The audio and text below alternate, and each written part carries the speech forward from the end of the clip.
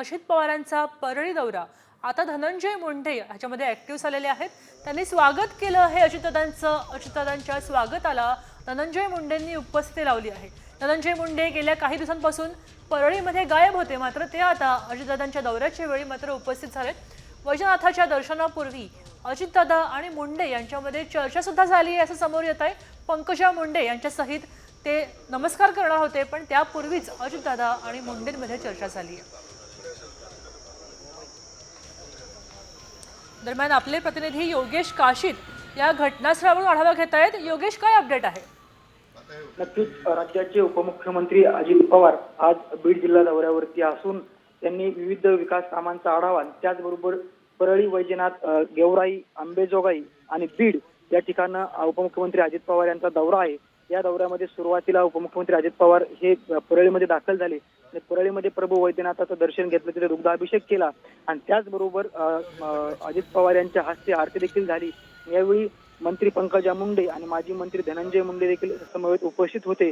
उपमुख्यमंत्री अजित पवार हे या महायुतीच्या सरकारमध्ये उपमुख्यमंत्री झाल्यानंतर पहिल्यांदाच ते परळीमध्ये आले आणि जिल्ह्याचे पालकमंत्री असल्यामुळे ते पालकमंत्री झाल्यानंतर देखील पहिल्यांदाच परळीमध्ये येऊन त्यांनी प्रभू वैद्यनाथाचं दर्शन घेतलं। त्याचबरोबर श्री प्रभू वैद्यनाथाच्या संपूर्ण विकास कामांचा आढावा घेतला। मात्र या आढावाच्या वेळेस काही अधिकारी तिथे उपस्थित होते, काही कॉन्ट्रॅक्टर तिथे उपस्थित होते, त्यांना देखील कामाबाबत अजित पवार यांनी झापल्याचं पाहायला मिळालेलं आहे। चांगले कामं करा, चुकीचे कामं करू नका आणि त्याचबरोबर कामांची दर्जाचा आहे, त्याचबरोबर कामांची क्वालिटी चांगली झाली पाहिजे असं देखील कॉन्ट्रॅक्टदाराला अजित पवार यांनी सुनावलेलं आहे। आज बीड जिल्ह्यामध्ये उपमुख्यमंत्री अजित पवार यांच्या उपस्थितीमध्ये विविध पक्षांचे कार्यक्रम आणि डीपीडीसीची आढावा बैठक देखील होणार आहे। म्हणून या बैठकीसाठी माजी मंत्री धनंजय मुंडे, मंत्री पंकजा मुंडे आणि विविध पक्षातील जे धन्यवाद योगेश। आपण पाहू शकतोय की अजित पवार पालकमंत्री पदाचे सूत्र हातात घेतल्यावर पहिल्यांदाच परळीमध्ये दाखल झाले आहेत। अजित पवारांनी या दौऱ्याच्या वेळी मंदिराच्या कंत्राटदाराला खडे बोल सुनावले आहेत, कारण वैजनाथ मंदिराच्या पायऱ्यांच्या दर्जावरून त्यांनी सुनावलंय पायऱ्यांचा दर्जा चांगला नाहीये, अजूनही काम चालू आहे असं म्हणत वैजनाथ मंदिरात पायऱ्यांचं काम सुरू असल्यामुळे त्यांनी चांगलेच खडे बोल सुनावले आहेत।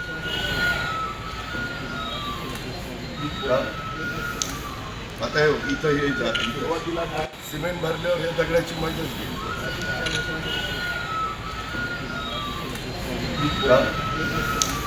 आता इथं हे सुरुवातीला सिमेंट भर अत्यंत महत्त्वाची बातमी आहे मुंबईकरांसाठी, कारण मुंबईला बॉम्ब नष्ट करू असा डायल आता 112 या क्रमांकावर धमकीचा फोन आलाय। मुंबई नष्ट करणार आहेत, बॉम्ब फोडणार आहेत, तसंच काही लोक आतमध्ये आलेत अशी कॉलरची माहिती दिली आहे। मुंबईला खतम करण्यासाठी आता धमकीचा फोन 112 नंबरवर आला आहे। जे मार्ग जो आहे त्या परिसरामध्ये एका व्यक्तीचं संभाषण ऐकलं असं सुद्धा या कॉलरचा दावा आहे। राजीव सिंह नावाच्या कॉलरनं डायल केला आहे। हा 112 ला कॉल करून त्यांनी माहिती दिली आहे। दरम्यान आपले प्रतिनिधी सचिन गाड फोन लाईनवरून जोडले गेले आहेत। सचिन, काय अधिक माहिती आहे? नक्कीच आपण बघतोय की पहलगाम हल्ल्यानंतर मुंबईला येणाऱ्या धमकीच्या सत्रांमध्ये वाढ झालेली आहे आणि हे सत्र थांबायचं नाव घेत नाहीये। आता मुंबईला नव्याने एक धमकीचा कॉल आलेला आहे। डायल 112 ला एका कॉलरने फोन करून मुंबईला बॉम्बने नष्ट करणार असल्याची धमकी दिली। एवढंच मुंबईला नष्ट करणार बॉम्ब आहे आणि काही लोक आतमध्ये आले असा देखील कॉलरचा दावा आहे। जे मार्ग परिसरात त्याने एका व्यक्तीचं संभाषण ऐकल्याचा दावा केलेला आहे। मात्र हा दावा खोटा असल्याने किंवा अफवा असल्याने आता त्या कॉलर राजीव सिंह विरोधातच आझाद मैदान पोलीस स्टेशनमध्ये गुन्हा दाखल करण्यात आला। धन्यवाद सचिन। आपण पाहू शकतोय की धमकीचा फोन आल्यानंतर त्याला अटक करण्यात आली आहे। मात्र ही परिस्थिती अशी आहे की आपण सगळ्यांनीच सतर्क राहणं गरजेचं आहे। प्रशासनाने सुद्धा सतर्क राहायला हवंय। दरम्यान ऑपरेशन सिंदूर बाबत सैन्याकडून आता एक नवा व्हिडिओ जारी करण्यात आलाय। याचना नहीं अब रण होगा म्हणत भारतीय सैन्य दलानं पाकिस्तानला थेट इशारा दिलेला आहे। पाकिस्तान सोबत संपूर्ण जगासाठी हा व्हिडिओ आहे। ऑपरेशन सिंदूरच्या पराक्रमाची यशोगाथा या व्हिडिओमध्ये मांडली आहे।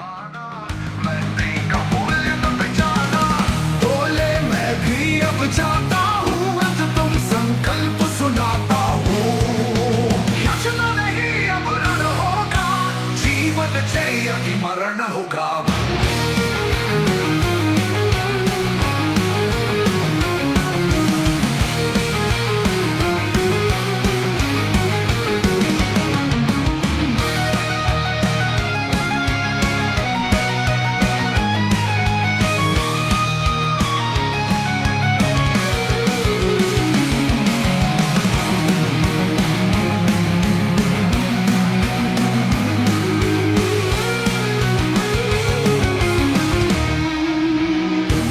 सर्वनाश मनुज पर छाता है, पहले विवेक मर जाता है।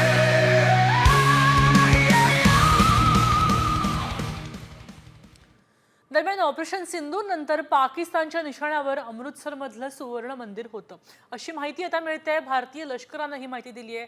पाकिस्तानकडून सुवर्ण मंदिरावर ड्रोन हल्ला करण्यात आला होता. पाककडून मिसाईल देखील टाकण्यात आले होते अशी माहिती सुद्धा भारतीय लष्करानं दिली आहे. मात्र भारतीय एअर डिफेन्सनं त्याचा हल्ला परतवून लावला आहे असंही आर्मीने सांगितलंय. अमृतसरमधलं सुवर्ण मंदिर सुरक्षित आहे. पाक किसी भी उचित और वैध टारगेट के ना होने के कारण भारतीय सैन्य ठिकानों को और सिविल इलाकों को, खास तौर पर धार्मिक स्थलों को निशाना बनाएगा. इसमें अमृतसर में स्थित गोल्डन टेम्पल सबसे अहम था. हमें अतिरिक्त जानकारी ये भी मिली कि गोल्डन टेम्पल के ऊपर वो भारी तादाद में ड्रोन और मिसाइल से हमला करेगा. भारतीय सेना के आर्मी एयर डिफेंस के सतर्क और सशक्त योद्धाओं ने पाकिस्तान के नापाक इरादों को पूरी तरीके से ध्वस्त करते हुए ड्रोन और मिसाइल हमले को पूरी तरह से विफल कर दिया. ऑपरेशन सिंदूर लाभल्यानंतर पाकचे पंतप्रधान सगळ्याच गोष्टींमध्ये भारताची कॉपी करतायत असं दिसतंय. पंतप्रधान मोदींच्या नकला करतायत. नेमक्या कोणत्या गोष्टींचा नकला केल्या आहेत आपण एक स्पेशल रिपोर्ट पाहूया, यातून आपल्याला कळेल. पाकचं कॉपी पेस्ट धोरण, पाकच्या पंतप्रधानांना मोदींची भुरळ,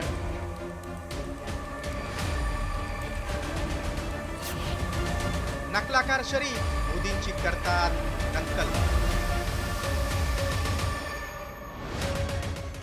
हमारा पानी बंद करने का सोचा भी तो फिर वो रेड लाइन है, फिर वाकई खून और पानी फिर इकट्ठा नहीं बहेगा. हे आहेत पाकचे पंतप्रधान कॉपी बहादर शहबाज शरीफ. अगदी पावला पावलावर ते भारताला आणि पंतप्रधान मोदींना कॉपी करत असतात. शस्त्रसंधीनंतर पंतप्रधान मोदी थेट आदमपूर एअरबेसवर गेले. पाकचे पंतप्रधान देखील मोदींना कॉपी करत सियालकोट एअरबेसला त्यांनी भेट दिली. हम घर में घुसकर मारेंगे.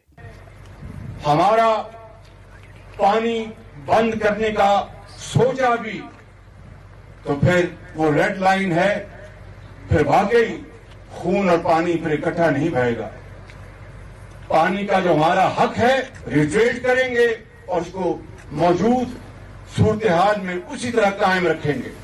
आता हे पाकिस्तानचे कॉपी पेस्ट धोरण एवढ्यावरच थांबलं नाही, तर भारतानं जागतिक स्तरावर पाकिस्तानचा बुरका फाडण्यासाठी 7 नेत्यांच्या नेतृत्वाखाली सर्वपक्षीय शिष्टमंडळ पाठवण्याचं जाहीर केलं आणि पाकनं लगेच तेही कॉपी केलं आणि बिलावल भुट्टोंच्या नेतृत्वात शांतिदूत पाठवण्याचं जाहीर केलं. मात्र पाकनं आतापर्यंत मोदींची स्टाईल कशी कॉपी केली आहे ते पाहूया. ऑपरेशन सिंदूर नंतर मोदींची आदमपूर एअरबेसला भेट, तर पाक पंतप्रधानांची सियालकोट सैन्य तळाला भेट. ऑपरेशन सिंदूर नंतर भारताची उच्चस्तरीय बैठक, तर पाकनंही बोलावली तशीच उच्चस्तरीय बैठक. पहलगाम हल्ल्यानंतर सिंधू करार स्थगित करण्यात आला, तर पाकनं शिमला करार रद्द केला. भारताचा पाकवर ट्रेड स्ट्राईक आहे. पाकनंही व्यापार बंदीचा निर्णय घेतला. भारतानं पाक चॅनलवर बंदी घातली, तर पाककडून देखील भारताच्या 16 चॅनलवर बंदी घालण्यात आली. पंतप्रधान मोदींचा मन की बात कार्यक्रम आहे, तर पाकनं आवाम की बात कार्यक्रम सुरू केला.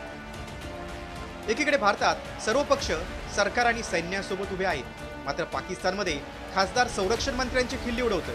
त्यामुळे एकतेची वज्रमूठ आवळलेल्या भारताची पाकिस्ताननं कितीही कॉपी केली तरी शेवटी शेर तो अखेर शेर होत आहे. व्हिडिओ रिपोर्ट साम टीव्ही. भारताच्या पावलावर पाऊल ठेवणारा पाकिस्तान भारतासारखा समंजस मात्र होऊ शकत नाहीये. जाऊया पुढच्या बातमीकडे. भारताशी पंगा घेणं आता पाकिस्तानला चांगलंच महागात पडलंय. कारण IMF म्हणजेच आंतरराष्ट्रीय नाणेनिधीनं पाकिस्तानवर मदतीसाठी 11 नवीन अटी लादलेल्या आहेत. IMFनं मदत कार्यक्रमाच्या अंतर्गत निधीचा पुढचा हप्ता जारी केलाय, तर पाकिस्तानवर हा हप्ता देण्यापूर्वी या 11 अटी लादलेल्या आहेत.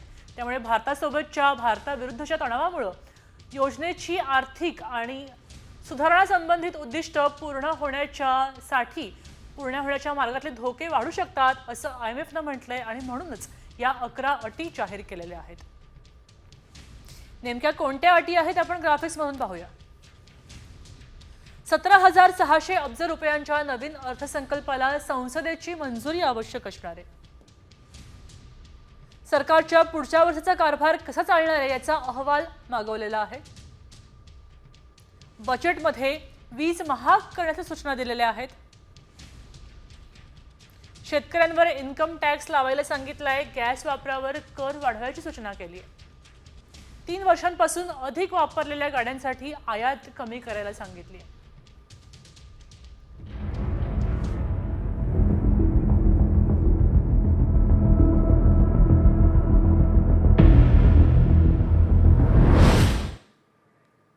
यापुढे घेऊया भारत आणि पाकिस्तानच्या तणावातल्या 5 बातम्यांचा आढावा. जम्मू काश्मीरच्या शोपियानमध्ये सुरक्षा दलांनी दहशतवाद्यांच्या 2 साथीदारांना अटक केली आहे. या दरम्यान मोठ्या प्रमाणात शस्त्र आणि दारुगोळा जप्त केला आहे, तर अनेक इलेक्ट्रॉनिक उपकरणांनी जप्त केलेली आहेत.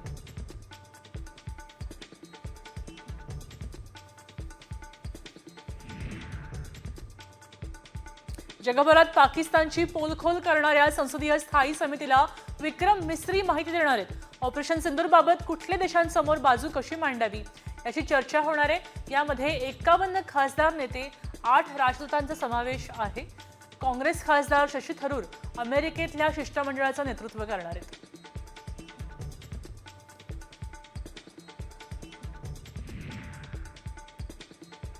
भारताचे परराष्ट्र मंत्री एस जयशंकर आजपासून 3 देशांच्या परदेश दौऱ्यावर आहेत. नेदरलँड, जर्मनी आणि डेन्मार्क या 3 देशांच्या 6 दिवसांच्या दौऱ्यावर असणार आहेत. पाकिस्तानकडून दहशतवादाला कसं पाठबळ दिलं जातंय हे या देशांना सांगणार आहेत.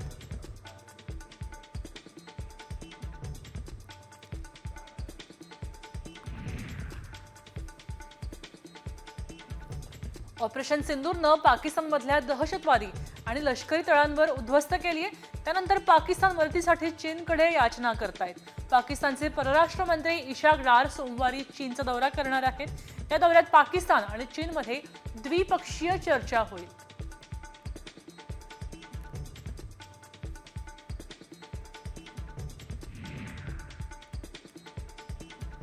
लष्कर ए तैयबाचा डेप्युटी कमांडर सैफुल्ला खालिदचा खात्मा करण्यात आलाय.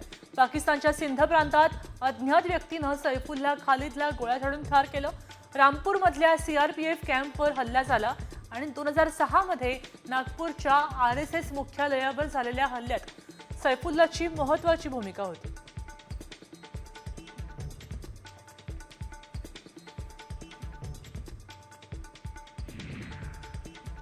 कामाच्या बातम्यांचा आढावा घेऊया. टॉप 5 बातम्या आहेत.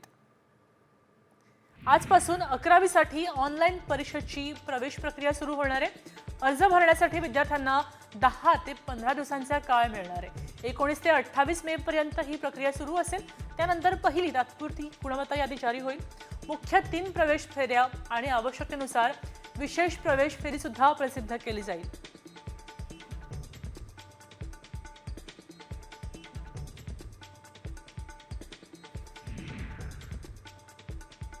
भाड्याची घरं आता भाडेतत्वावर सुद्धा मिळणार आहेत. मुंबईमध्ये जास्तीत जास्त भाड्याची घरं उपलब्ध व्हावीत म्हणून यापुढे म्हाडाकडून हा निर्णय घेण्यात आलाय. त्यासाठी म्हाडा आपल्या इमारतीमधील घरं काही भाड्याने देईल, राखीव ठेवणार आहे. त्यामुळे शिक्षण, वैद्यकीय उपचार, नोकरीकरिता मुंबईसह परिसरामध्ये येणाऱ्यांना मोठा दिलासा मिळणार आहे.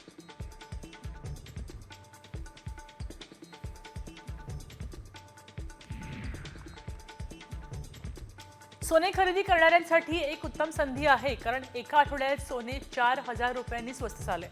मल्टी कमोडिटी एक्सचेंजवर सोन्याच्या किमतीत घट झाली आहे, पण देशांतर्गत बाजारातही सोन्याचे दर कमी झाले आहेत. सध्या सोन्याचा दर हा 52,480 रुपये इतका प्रतितोळा आहे.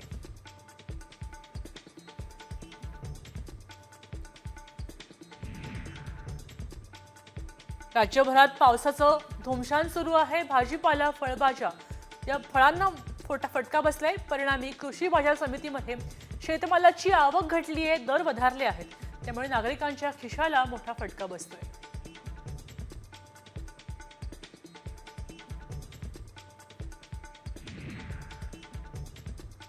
RBI लवकरच 20 रुपयांची नवी नोट जारी करणार आहे.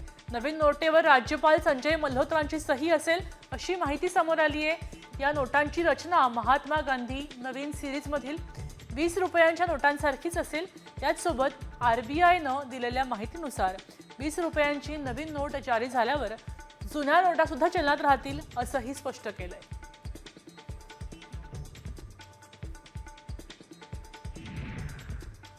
अवकाळी पावसाच्या 5 महत्त्वाच्या बातम्या. नैऋत्य मान्सून वाऱ्यानं संपूर्ण अंदमान व्यापलंय. मौसमी वारे अरबी समुद्रातून बंगालच्या उपसागरात दाखल झालेत. हवामान विभागानुसार मान्सून 1 जूनला केरळमध्ये दाखल होणार आहे. 5 जूनच्या सुमारास पाऊस गोवा आणि तळ कोकणात एंट्री करू शकतोय. तर 10 जूनपर्यंत मान्सून संपूर्ण महाराष्ट्र व्यापणार असल्याचा अंदाज आता हवामान विभागानं वर्तवलेला आहे.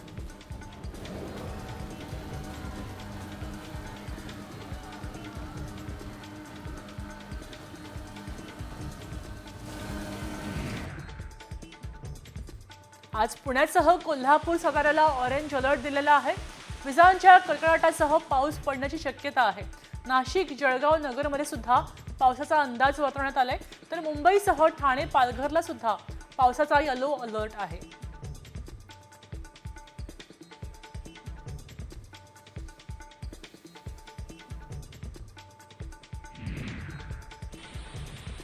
पुण्यात अवकाळी पावसाची हजेरी लागली आहे. मागच्या 18 दिवसात 183% पाऊस झालाय. त्यामुळे 2 महिने उकाड्याने त्रस्त झालेल्या नागरिकांना काहीसा दिलासा मिळालाय. पुढचे 2 दिवस मध्यम स्वरूपाचा पाऊस पडेल असा अंदाज हवामान विभागानं वर्तवलेला आहे.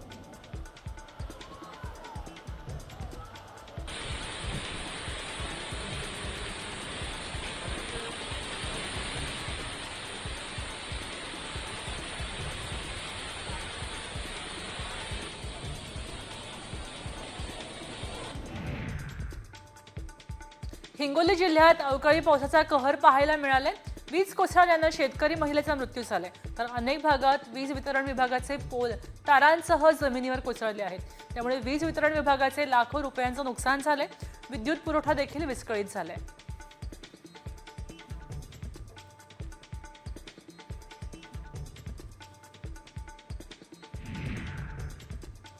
यंदाच्या वर्षी तुकोबांच्या पालखी आणि रथासाठी चौघडा गाडी ओढण्यासाठी संस्थान बैल खरेदी करणार आहे.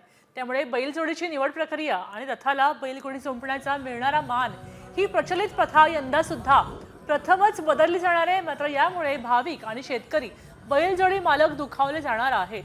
यंदा संस्थानच्या नवनिर्वाचित पालखी सोहळ्यासाठी प्रमुख आणि विश्वस्त मंडळानं बैलजोडी खरेदी करून त्यांनाच रथाला जुंपण्यात येणार आहे असा निर्णय घेतला आहे. त्याच्यामुळे भाविक मात्र काहीसे दुखावले आहेत.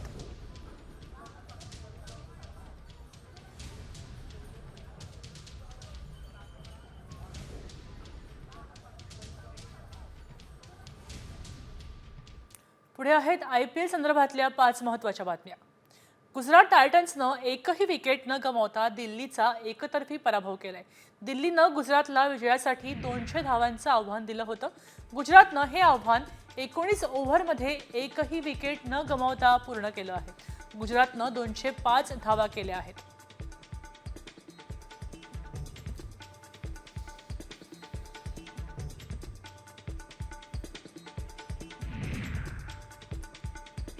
साई सुदर्शन आणि शुभमन गिलच्या द्विशतकी भागीदारीच्या जोरावर गुजरातनं दिल्लीचा पराभव केलाय. साईनं या खेळीमध्ये 61 चेंडूमध्ये 4 षटकार आणि 12 चौकारांसह 108 धावांची नाबाद खेळी केली आहे. तर शुभमननं 53 बॉलमध्ये 7 सिक्स आणि 3 फोरसह नॉट आउट 93 रन्स केल्यात. साई आणि शुभमन IPL इतिहासात नाबाद द्विशतकी भागीदारी करण्याची पहिलीच जोडी ठरली. दिल्लीवरच्या विजयासह गुजरातचा संघ IPL 2025च्या प्लेऑफसाठी पात्र झालाय. तसंच गुजरातच्या या विजयासह रॉयल चॅलेंजर्स बंगळुरू आणि पंजाब किंग्सनं सुद्धा प्लेऑफमध्ये प्रवेश केलाय. गुजरात टायटन्स संघ दिल्लीच्या विजयासह पहिल्या स्थानी पोहोचलाय. तर दुसऱ्या स्थानी RCBचा संघ, तिसऱ्या स्थानी पंजाब किंग्सचा संघ आहे.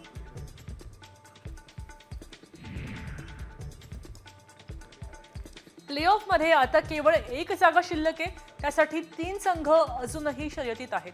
दिल्ली कॅपिटल्स, मुंबई इंडियन्स आणि लखनौ सुपर जायंट्स यांच्यात एका जागेसाठी तगडी फाईट पाहायला मिळणार आहे.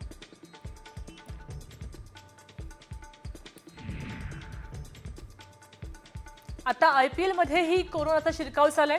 सनरायझर्स हैदराबाद टीम मधल्या ट्रेव्हिस हेडला कोरोना झालाय. त्याची कोरोना टेस्ट पॉझिटिव्ह आली आहे, त्यामुळे आज होणाऱ्या मॅचमध्ये तो खेळणार नाहीये.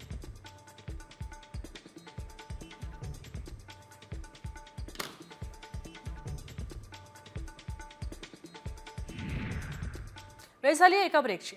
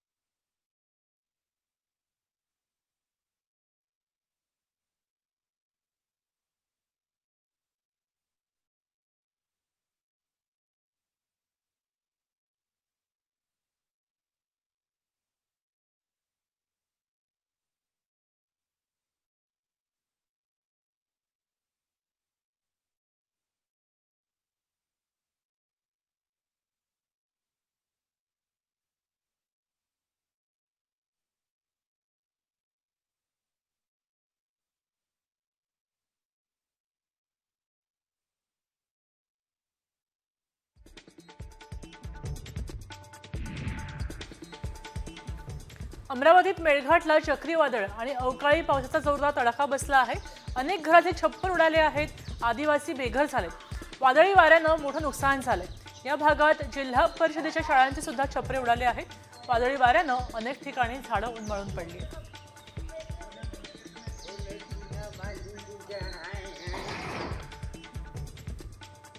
वर्ध्याच्या कारंजा तालुक्यामध्ये वादळी वाऱ्यासह पाऊस बरसलाय. त्यामुळे ब्राह्मणवाडा, खैरवाडा या गावामध्ये अनेक रहिवाशांच्या घरावरचे छपरे उडाले आहेत. जनावरांच्या गोठ्यावर छपरे उडाले आहेत. त्यामुळे परिसरात लोक बेघर झाली आहेत.